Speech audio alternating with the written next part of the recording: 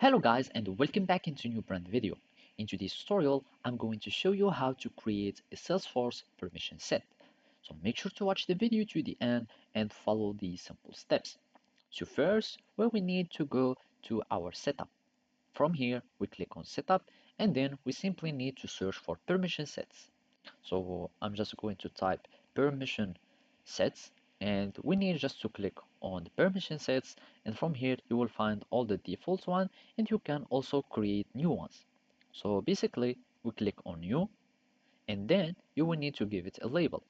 So I will name it my set, so like that, and it will have this API name, and you can have section activation required if you would like, and of course you can add also a license.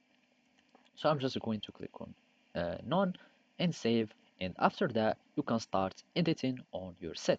So from here you can add the assigned apps for these permission sets.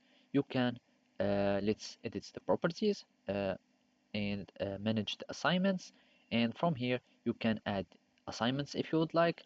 You can also add all the the sets that you would like, or the permissions. For example, for the system permissions you can add these ones. So for my set I will just add, for example, these permissions, and choose any permissions that you would like for this set, and you will need just to start adding any permissions that you would like, and you will need just to click on save.